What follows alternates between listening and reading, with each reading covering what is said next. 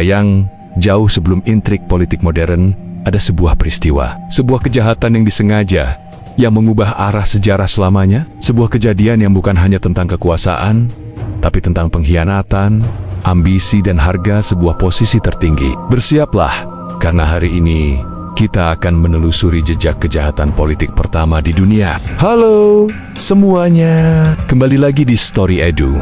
Hari ini kita akan melakukan perjalanan waktu ribuan tahun ke belakang, ke sebuah peradaban yang penuh misteri dan kejayaan. Kita akan mengungkap sebuah kisah yang mungkin terdengar seperti fiksi, namun ini adalah realita yang tercatat dalam sejarah. Mari kita selami bersama kisah tentang bagaimana sebuah kekuasaan tertinggi dapat digulingkan dengan cara yang paling tak terduga.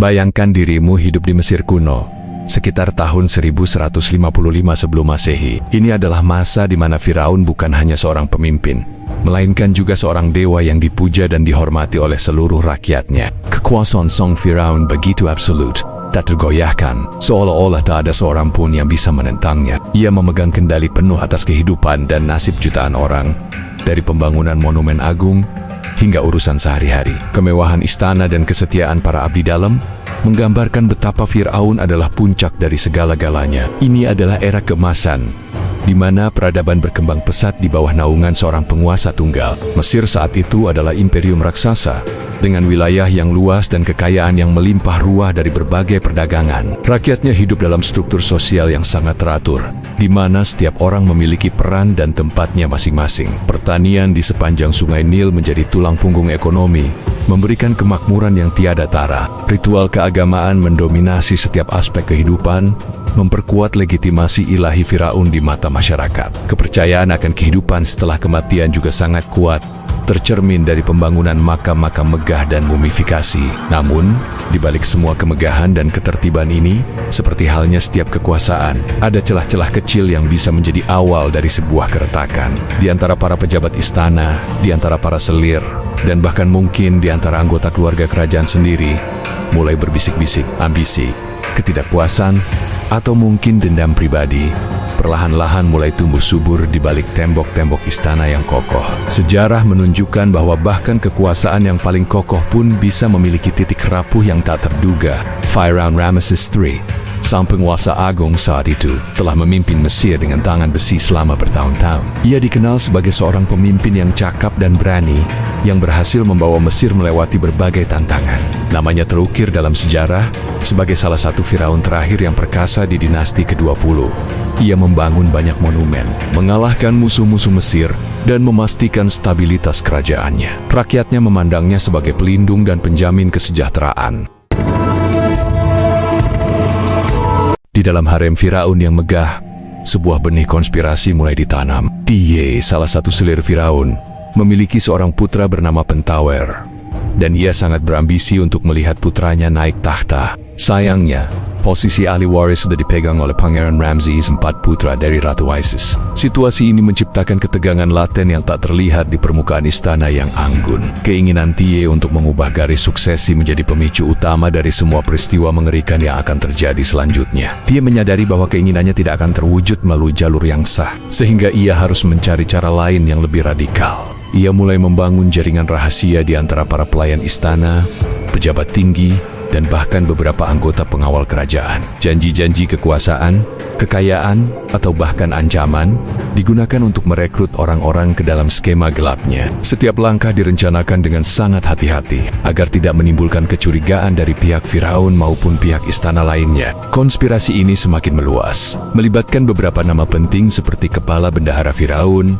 Peksin, dan seorang pengawas harem bernama Penhui. Mereka adalah orang-orang yang memiliki akses ke berbagai area istana dan informasi penting. Dengan posisi mereka, mereka dapat memanipulasi situasi dan menciptakan peluang bagi rencana jahat ini untuk berjalan lancar. Jaringan rahasia ini bekerja dalam senyap, mengumpulkan dukungan dan menyusun strategi untuk menggulingkan kekuasaan yang sah. Rencana mereka melibatkan penggunaan sihir hitam dan ritual terlarang, sebuah praktik yang sangat dilarang dan dianggap menodai di Mesir kuno.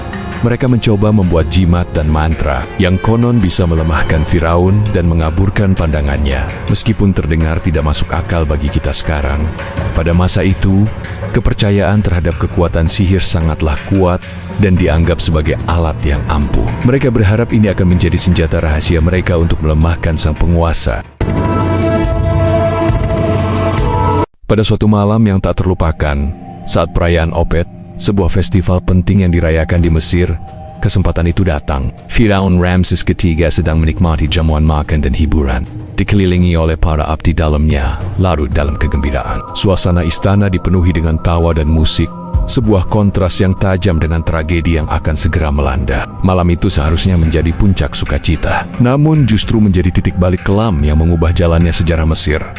Perayaan meriah itu tanpa disadari akan menjadi saksi bisu sebuah pengkhianatan keji. Segala kemewahan dan hiburan hanya menutupi niat jahat yang bersembunyi di balik bayang-bayang. Di tengah keramaian yang memabukkan tersebut, para konspirator melancarkan aksi mereka yang sudah direncanakan matang dengan presisi. Berbagai sumber sejarah dan catatan persidangan mengindikasikan bahwa Firaun mungkin diserang secara mendadak dan brutal, tak memberikan kesempatan untuk membela diri. Ada beberapa teori tentang bagaimana persisnya serangan itu dilakukan. Beberapa mengatakan lehernya digorok, sementara yang lain menyebutkan luka tusukan serius di bagian tubuh lainnya. Yang jelas, serangan itu dirancang untuk menjadi mematikan, memastikan sang Firaun tidak akan selamat dari upaya pembunuhan tersebut. Para pelaku dengan kejam memastikan bahwa Ramses III tidak memiliki harapan untuk bertahan hidup. Setiap detail serangan telah dipertimbangkan untuk mencapai tujuan mereka. Kekacauan segera melanda istana, merobek keheningan malam yang semula syahdu dengan teriakan dan kepanikan.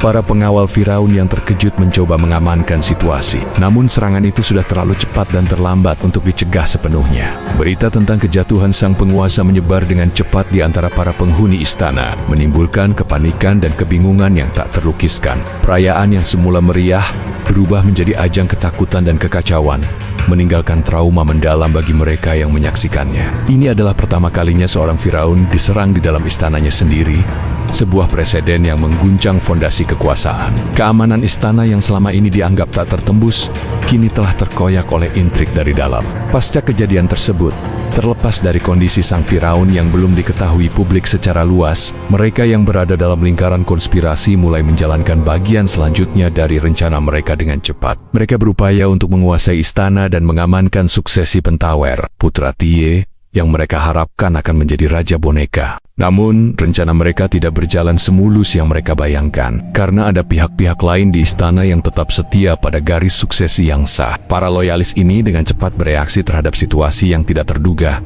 menggagalkan upaya kudeta tersebut. Pertarungan kekuasaan internal pun pecah, memperebutkan masa depan takhta Mesir. Kesetiaan beberapa pihak menjadi batu sandungan bagi ambisi para konspirator.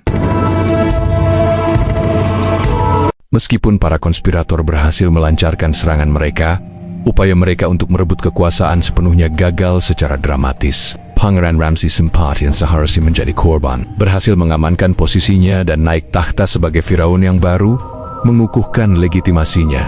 Denjin Sepat, ia memerintahkan penangkapan semua yang terlibat dalam konspirasi ini, baik yang terlibat langsung maupun tidak langsung, tanpa pandang bulu. Sebuah pengadilan besar segera dibentuk untuk mengadili para pelaku kejahatan ini. Sebuah peristiwa yang belum pernah terjadi sebelumnya dalam sejarah Mesir.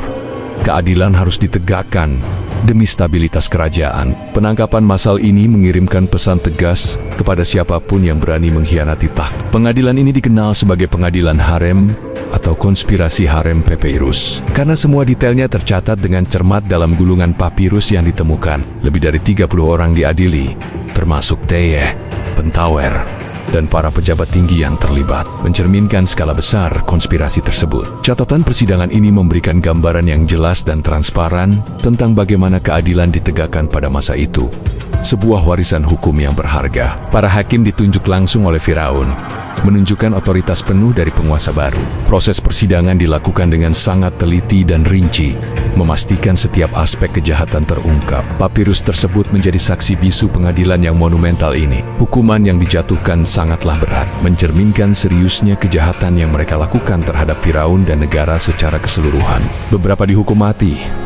Ada yang dipaksa untuk mengakhiri hidup mereka sendiri sebagai bentuk penghinaan, sementara yang lain dijatuhi hukuman berupa mutilasi atau pengasingan yang mematikan. Pentawer, putra Tie juga menghadapi nasib yang kejam dan tak terhindarkan akibat perbuatannya. Catatan menunjukkan ia dipaksa untuk mengakhiri hidupnya sendiri, sebuah hukuman yang dianggap sangat memalukan pada masa itu. Hukuman ini berfungsi sebagai peringatan keras bagi siapapun yang berani merencanakan pemberontakan. Tidak ada ampun bagi mereka yang mengancam kestabilan kerajaan. Kisah tentang kejatuhan Firaun Ramses III ini menjadi salah satu catatan paling detail tentang sebuah upaya penggulingan kekuasaan di dunia kuno yang penuh intrik. Ini bukan hanya sebuah cerita tentang kejahatan dan pengkhianatan, tetapi juga tentang bagaimana sebuah sistem hukum bekerja dengan segala kompleksitasnya. Cerita ini juga mengungkapkan bagaimana intrik politik bisa berujung pada konsekuensi yang mengerikan dan tak terduga. Lebih jauh, ini menunjukkan bagaimana sejarah mencatat setiap jejak peristiwa penting, menjadi pelajaran bagi generasi mendatang. Peristiwa ini menunjukkan bahwa bahkan di peradaban yang paling agung sekalipun, tidak ada kekuasaan yang benar-benar kebal dari ancaman dari dalam yang tersembunyi.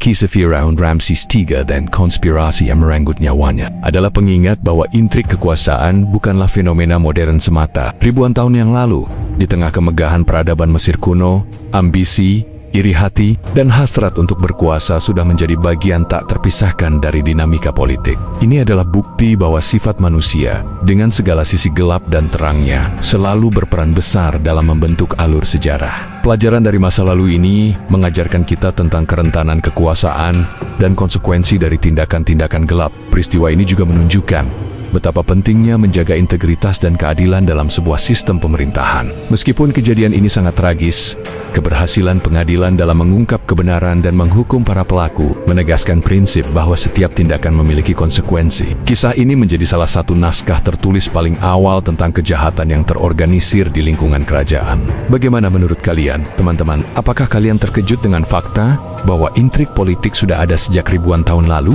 Atau mungkin kalian punya teori lain tentang apa yang sebenarnya terjadi pada Firaun Ramses III? Yuk, share pendapat dan teori kalian di kolom komentar di bawah ini. Jangan lupa juga untuk like video ini kalau kalian suka. Dan yang paling penting, subscribe channel ini agar tidak ketinggalan cerita-cerita sejarah menarik lainnya dari kita. Sampai jumpa di video selanjutnya.